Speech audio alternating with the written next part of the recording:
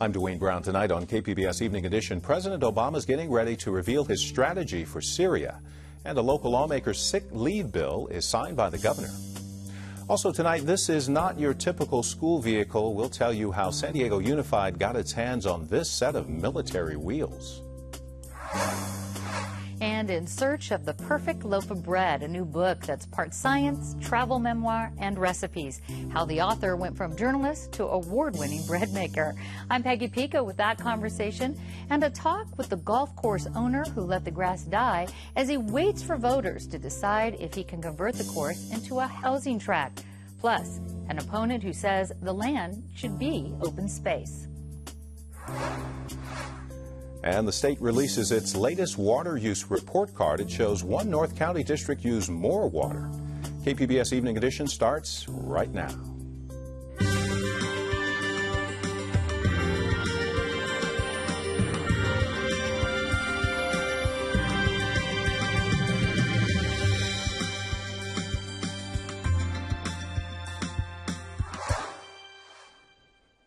Hi, good evening. Thanks for joining us. In just about an hour, President Barack Obama will address the nation to outline his strategy for dealing with Islamic State terrorists. The White House released some excerpts of the speech in advance. The plan includes expanded airstrikes across the Iraqi border and a U.S.-led coalition to fight the militants, but it does not include U.S. combat troops on the ground. We will carry the speech at 6 o'clock right here on KPBS television and on KPBS radio. Then join us for analysis of the Obama speech on Evening Edition at 6:30. Up to 3 paid sick days a year will be the law in California starting next July. Today, Governor Jerry Brown signed the sick leave bill written by San Diego Assemblywoman Lorena Gonzalez, seen standing next to the governor at the ceremony in L.A. Brown says the new law will keep workers from choosing between their jobs and their family's health. Some business leaders, however, say it will keep small businesses from expanding. Another marathon hearing in the case of Marine veteran Andrew Tamaresi, held in Mexico on gun charges since March. His attorney says he's optimistic about freeing his client. During an 8-hour hearing yesterday, a judge reviewed video from 18 surveillance cameras. Tamaresi says he accidentally crossed the border with guns and ammunition. On Twitter, his attorney says it's become clear he was telling the truth, and Mexican Customs held him for almost 8 hours with no attorney and no translator. Now, the next hearing is set for September 29th. San Diego Unified has an unusual new addition to its fleet. It's not another school bus. Some folks are calling it a tank. KPBS education reporter Matt Bowler is in the newsroom with the story. The Marines call it a mine-resistant ambush-protected vehicle, or MRAP for short. As first reported by Joe Urardi from the KPBS media partner iNewsSource, San Diego Unified School District's police department has one.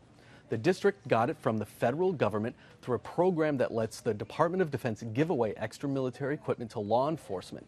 San Diego Unified's police department got the $750,000 vehicle for free and only had to pay for shipping, which the district says came in under $5,000.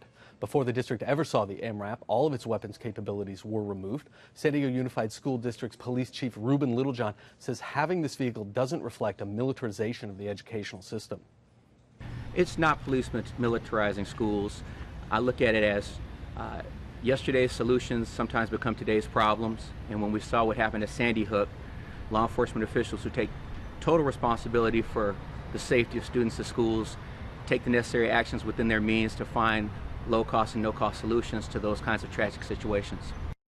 The district is going to transform the vehicle. They are turning it from a military-style vehicle into a rescue vehicle. There will be medical supplies in the vehicle. There will be teddy bears in the vehicle. There will be trauma kits in the vehicle in the event any student is injured or needs immediate support, and our officers are trained in first aid and CPR. The district says the rescue vehicle is one of the ways San Diego Unified is responding to the mass shooting at Sandy Hook Elementary and preparing itself for potential disasters in the future. Matt Bowler, KPBS News. A top federal regulator is rejecting a call to shut down California's last operational nuclear plant. Today's decision says there's no immediate or significant safety concern at the Diablo Canyon plant in San Luis Obispo County. Last year, a federal inspector recommended at least a temporary shutdown so experts can determine whether Diablo Canyon's reactors can stand up to shaking from nearby earthquake faults. More than 2 weeks after a 6.0 earthquake in Napa, officials are reporting a death. A woman hit on the head by a television during the quake died of her injuries Friday. This is the only death connected to the August 24th quake.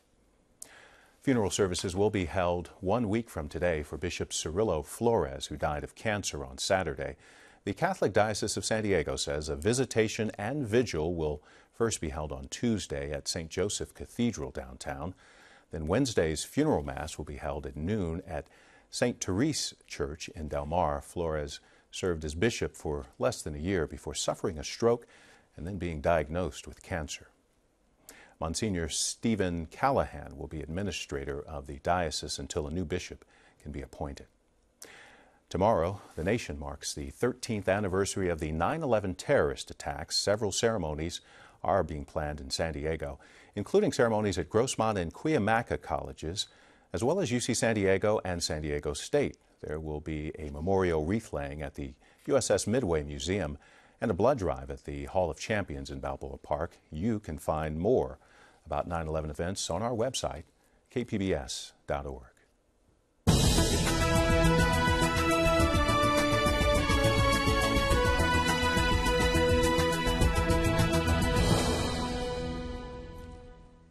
A measure on the November ballot pits homeowners against a businessman who wants to turn a closed golf course into a large housing project. Peggy Pico is taking a closer look at both sides of the issue. At issue, the Escondido Country Club and golf course owner wants to turn the land into a large housing development after the course closed last year because of poor revenue. But residents rallied against the plan, prompting Escondido City Council to designate the land as open space. In November, voters will decide if a revised plan that includes homes and open space should move forward. Joining me with the details are a developer and course owner and supporter of Proposition H, Michael Schlesinger, and Rick Elkin, a realtor and campaign volunteer for No on Proposition H. Michael, Prop H is also known as the Lake-Specific Plan Open Space and Revitalization Initiative. What's in the plan right now? So thanks again for having us, Peggy. So Measure H was on the ballot because 11,000 Escondido residents wanted it on the ballot. And what Measure H is a plan for the former Escondido Country Club. It was bankrupt 3 times, and what it does is set the plan for the future of open space preservation over 25 acres, a community center, tennis courts, an Olympic pool, and it puts a cap on the total number of homes that can be developed at the property. And what is that cap? 430 homes. Now, also, Michael, I know many in the surrounding community, long before this, have been against your plan, but pretty much from the start. Have you sought out residents' input on this plan? Absolutely. So we've taken the last 12 months, and especially in the last couple of months, we've had over 25 community meetings with people who live around the course to talk about Measure H, to talk about the future of the property, and to talk about ways we can move the property forward and not keep it in its current condition. Okay, and Rick, you're also you're against the measure. Your group is against the measure, and you live nearby the course. Tell us why the opposition. What are the facts about the opposition? Well, we just don't think it's a good plan. First of all, in fact, I think it's as bad a plan as you could dream up. The properties in the Escondido Country Club area were always designed to be built around the golf course. The original planners and the City Planning Commission back in 1963 designated that open space and densified the properties around it so that they would have views of it and allow the development of that kind of a country club atmosphere. So we just feel that right now putting 430 homes on it is going to completely change the face of the community permanently and negatively. And right now, the golf course is closed, so it doesn't look quite the same. But Proposition H, it does go from the 600 zoned potential areas to 600 homes zoned for it, down to 430 homes at this point, as far as my understanding goes. Would you be okay with any kind of compromise on that? I mean, that was cut by a little. Well, the problem we have right now is we have an initiative which really just has a yes or no answer. We can't vote maybe. So right now we have to defeat this initiative to stop the 430 homes from being built. At that point, we'll sit down with the owner and we'll talk about any kind of solutions we can come up with, as long as there's a premium on open space and it's a win-win for both the homeowners in the area, for Michael or whoever happens to be the owner at that time, and the city. So we just feel that this is a kind of a all-in proposition, and at this point we don't have any other choice but to say no. Do you have a plan to present? Well, no, I'm not a developer, and I'm not a home builder. I've been involved in the building industry for almost 30 years, and I've worked on many, many tracts around Southern California, large tracts and small ones. I just don't feel this is the right combination of benefits for the homeowners. And Michael, you filed a lawsuit against Escondido City for their open space designation of the land. Why did you file that lawsuit? What's the crux of it in a sentence or two? And will you move forward on it if Prop H fails? So the crux of the lawsuit is the property, unlike what Mr. Elkin said, has been historically zoned R17, which allows for 600 homes. That zoning was reaffirmed by 3 general plans, including one in 2012.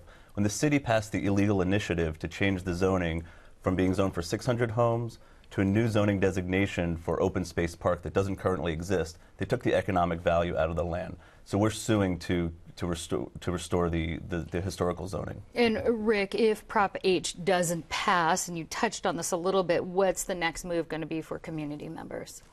Well, really, at that point, we're at a big disadvantage. You know, that's why we're here. We have to stop this so that we can get some input on what the results are going to be, and we don't feel like we've had that. Right now, it's all houses, and that's not going to enhance the community. In fact, it's already had a negative impact on the property values. You know, when people buy a house, they pay a premium for a golf course view or city lights view. It adds about $50,000 to the value of a home. When you take that away, you've essentially stolen some equity from that homeowner. So we have a real human tragedy around the golf course. All right. Well, unfortunately, we're out of time. There's so many issues left unresolved here that we'd like to talk about, but people can find out about it on our website, kpbs.org. Rick Elkin and Michael Schlesinger, thank you so much. Thanks for having us. A new poll shows more than half of California voters approve of a $7.5 billion water bond on the November ballot, but it also says a lot of folks don't know much about it. 52% of those polled say they're likely to vote yes on Proposition 1. 27% said they'd vote no. 21% are undecided. The field poll also found nearly 2/3 of those polled hadn't heard about the proposal. Governor Brown is asking everyone to cut water use by 20%. State water managers say we fell short in July with just a 7.5% drop statewide, and some water districts saw actually an increase. The Olevenheim district in the North County was among the top 5 who used more water compared to previous years. The district didn't respond to our request for a comment. Even though California fell short of the governor's goal, water managers say it's tough to ask for a blanket reduction because different areas have different geographies and diverse water needs. They say the real issue is getting the word out to people about how to conserve. Once people get started, they find different things that are going to work for them. It's not a one-size-fits-all. Our regulation focuses on outdoor irrigation because most people don't realize that 30 to 80% of water use in residential urban California is outdoors. And so, no pun intended, it's low-hanging fruit because people habitually overwater their lawn far more than their lawn needs. She says folks have to act as if it won't rain anytime soon. Despite challenges from the recession and California's ongoing drought, San Diego leads the nation in the production of nursery plants and potted flowers. The county is also looking to relax regulations on beekeeping, beer, and burgundy.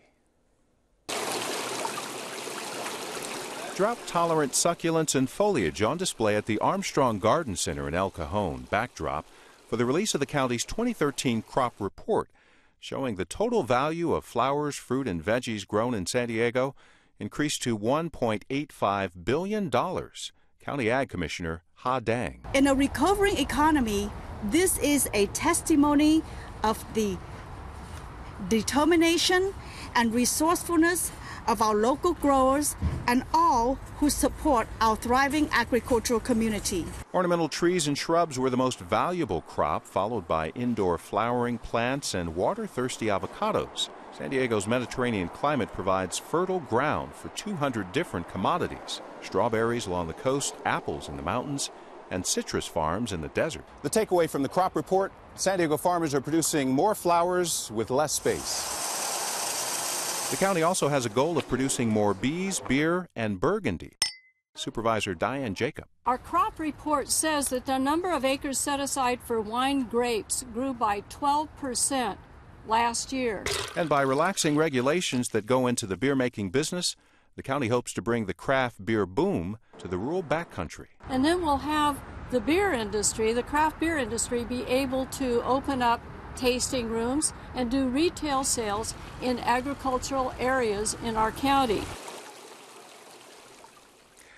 County growers still face a significant threat from the Asian citrus psyllid, a tiny insect that could potentially devastate our citrus crops.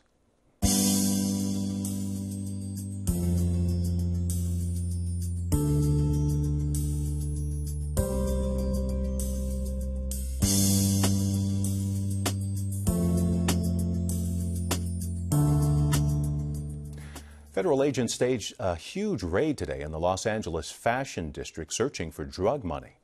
About 1,000 agents moved in on dozens of businesses there, arresting 9 people and seizing $65 million. They say LA has become an epicenter for money laundering by drug cartels, with couriers bringing bags of cash. That the businesses use something called the black market peso exchange system to launder money generated from illegal activity to drug cartels in Mexico and elsewhere. And although it seems and appears to be complex what was involved, at the heart of it, it's very simple. Follow the money. What we know is happening in California and by extension throughout the country is that very organized transnational criminal organizations are coming into California, selling their wares, which are illegal, and making a whole lot of money engaged in the trafficking of, in this case, drugs, but often also guns and human beings. The DEA says there's been an increase in this type of money laundering since the Mexican government put limits on how much U.S. cash can be deposited into banks. The Nevada State Legislature is in special session to consider a $1.3 billion in tax breaks for Tesla Motors. The promise of the package led Tesla to choose Nevada over California as the site of its $5 billion battery factory. Nevada's governor says the project will generate up to $100 billion for his state over the next 20 years, but some activists say the state's being too generous. Kaiser Permanente has agreed to pay a $4 million fine to California's Department of Managed Health Care. It settles charges Kaiser made mental health patients wait too long between appointments. A healthcare workers union claims the delays led to patient suicides. Kaiser faces 3 class action suits over its mental health services.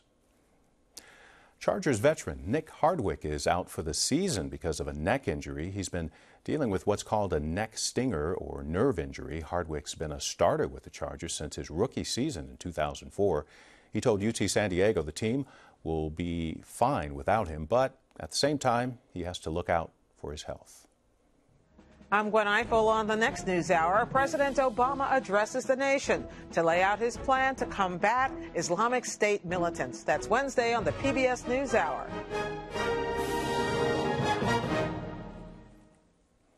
A journalist turned award-winning baker and author shares his secrets with Peggy Pico about making the perfect loaf of bread.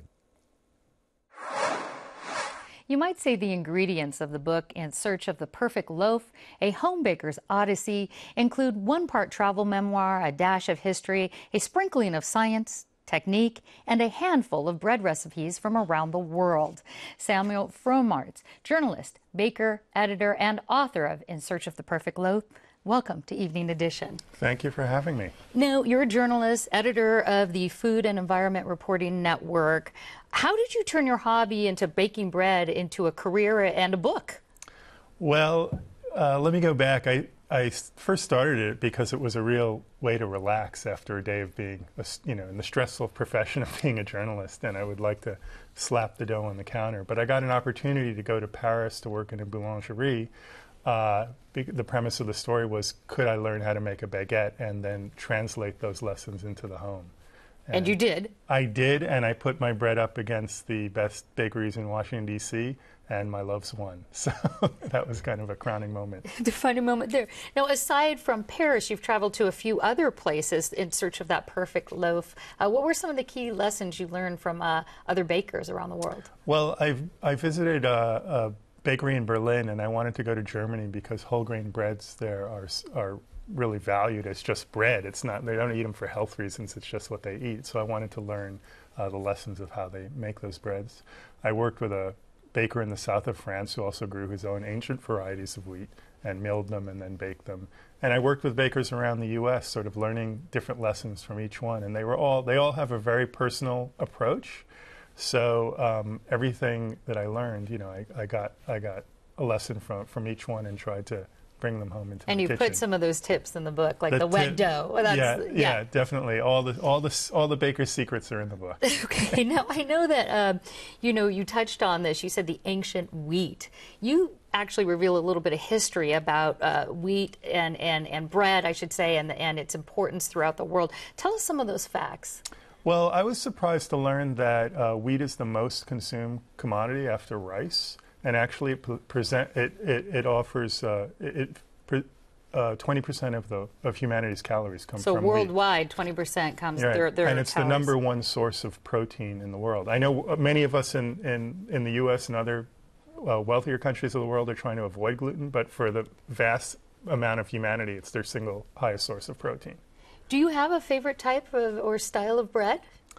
I would have to say no. I mean, all the breads I make are kind of favorites, and I'll make them for a while, and then I'll discover something else, and I'll sort of go on to that. But the ones that I write about in the book, I still make today, you know, quite often in my own kitchen. Now, your book does talk a lot about different grains, and I don't think maybe some of us are that savvy on that. What should we know about the grains being used in our bread?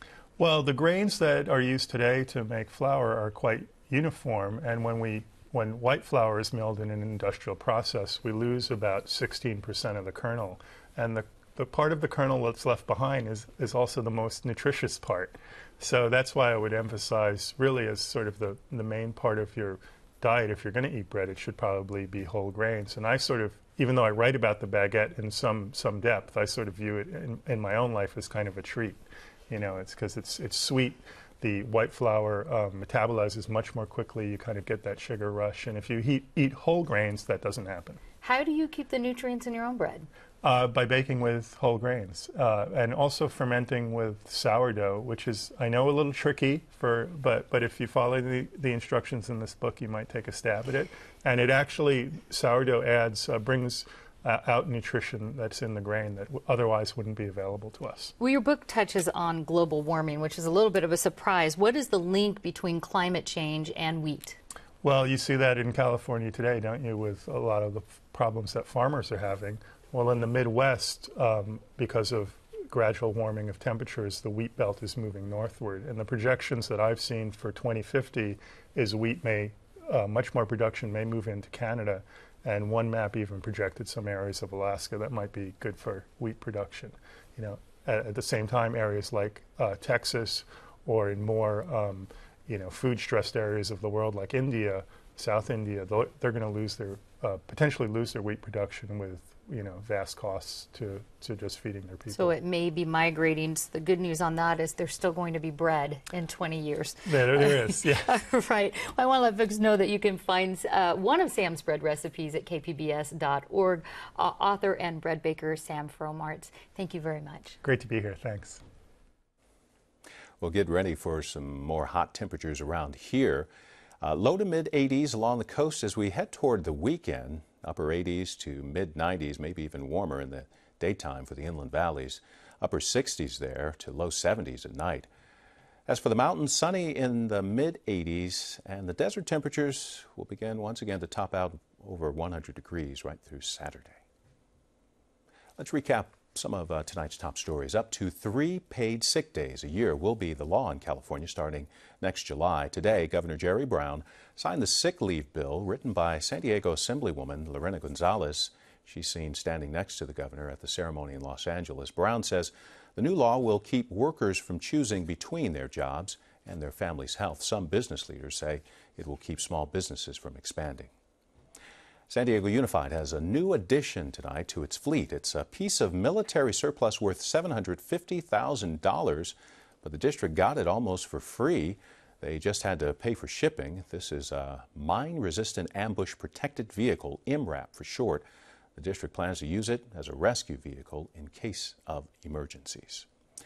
And another marathon hearing in the case of Marine veteran Andrew Tamaresi, held in Mexico on gun charges since March. His attorney says he's optimistic about freeing his client. During an 8-hour hearing yesterday, a judge reviewed video from 18 surveillance cameras. Tamaresi says he accidentally crossed the border with guns and ammunition. On Twitter, his attorney says it's become clear he was telling the truth, and Mexican customs held him for almost 8 hours with no attorney and no translator. Now, the next hearing is set for September 29th. You can find tonight's stories on our website, kpbs.org/evening edition. And a quick reminder, President Obama will address the nation at 6 tonight, laying out a strategy against Islamic State militants. Of course, we will bring you live coverage of the speech and then analysis of the plan right here on Evening Edition beginning at 6:30. Thanks for joining us. You have a good night.